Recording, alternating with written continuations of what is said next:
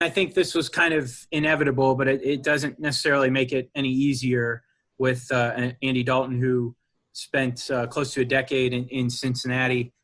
A move that a lot of people saw coming, but still kind of hard to stomach, I'm sure. Yeah, when I think about Andy Dalton, I think, everything that he's done since he's been here at Cincinnati as a quarterback, as a father, as a husband, as a community leader. And he's done everything with first class, a teammate, a brother in his family, a son. I mean, he's just one of those guys he's good people.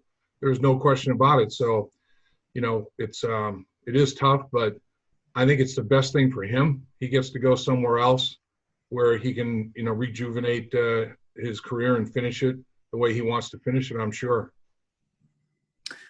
As far as his on-the-field legacy in Cincinnati, obviously the all-time leader in touchdown passes, I think the all-time leader in completions as well, but wasn't able to win that playoff game. How do you think he'll be remembered on the field 10, 15, 20 years from now? Yeah, it's interesting, because it's almost like, A Tale of Two Cities by Charles Dickens. It's almost like a tale of two careers, The first 5 years of Andy Dalton's career, he made the playoffs every single season. I mean, his first 76 games, he was 50, 25, and 1. The only two players with more wins than him, only two quarterbacks, Tom Brady, Aaron Rodgers. That's sick. I mean, that's pretty crazy. And he has 4 career records. He's number 2 in 2 additional career marks. He's got 3 single season records. So, I mean, he had an unbelievable career. But then, it was musical chairs at left tackle, musical chairs at offensive coordinator, and down the stretch he went 20, 36, and 1. So it was like almost a tale of two careers. And the first 5 years of his career were excellent. There were AFC North Division championships in there too with the 5 playoffs, 2 AFC North titles. So 2015, if he doesn't break his thumb, he's got a real shot at being MVP. He was playing at that caliber of play. So he had some great moments. There's no question. And then I still feel that they let him down as an organization more than he let them down, during that second half of his career. I really believe that. Do you think that as a whole he's underappreciated for what he was able to do, or is his appreciation right about where it should be? I think he's a little underappreciated. Nationally it's not a surprise because we're talking Cincinnati. But even in Cincinnati, I think he might be a little bit underappreciated. It's like the Buffalo Bills went to 4 straight Super Bowls. They didn't win one. But damn, going to 4 straight, right? To go to 5 straight playoffs to start your career, didn't win a playoff game, unfortunately, and that's the fly in the ointment. That's a big old fly stuck in a lot of ointment.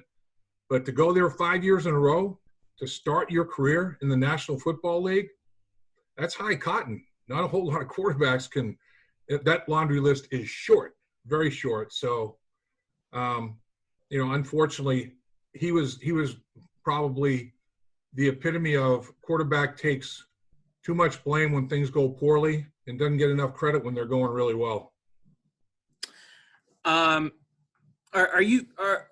Do you think it's fair for people to, for lack of a better term, slap the Bengals on the wrist for the fact that they didn't get anything for him? I think maybe the opportunity to get something for him would have been at the deadline last year as opposed to this offseason. But would the return at any point in time have been significant enough to say, man, the Bengals really should have pursued that more?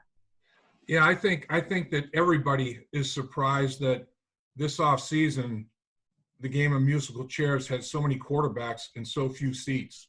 And when the music stopped, there's still quarterbacks out there without jobs that that make you scratch your head a little bit. So he was caught in that situation.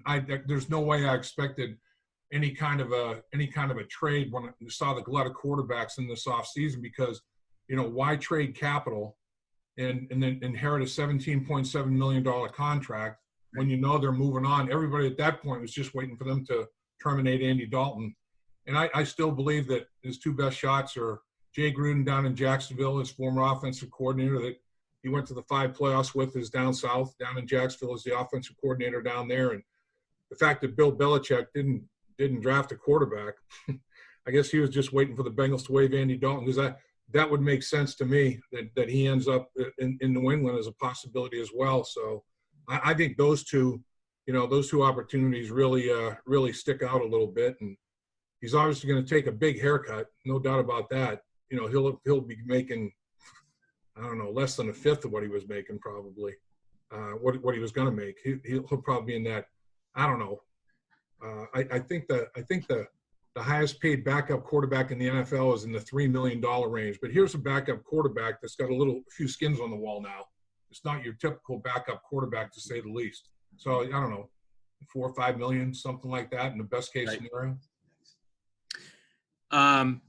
Let's say that Jacksonville and New England don't come calling, even though I agree with you. Those are two very likely landing spots. Is there a scenario where you could see Andy Dalton returning to Cincinnati? I think that the odds would be long on that. I think that he will exhaust all possibilities before even contemplating a return to Cincinnati. If that were the case, they could have just kept him and renegotiated a deal and not terminated him. If he wanted to stay in Cincinnati, they could have just torn the contract up, because with spending $150 million in free agency, this $17.7 million offsets the tag they put on AJ Green for $18 million. It's just so from a salary cap scenario, that one, it makes a lot of sense. And I think if Andy were to stay in Cincinnati, I would think they would have already had those discussions and wouldn't have necessarily had to terminate him, to have him stay. Stranger things have happened, though. I mean, if the market, maybe they've already had conversations, and Andy requested, look, can you just let me go? Let me see what's out there. And maybe they said, we're going to terminate you. You can go out there and explore. And if there's nothing better than what we talked about, come back and pick the phone up and we'll talk about it.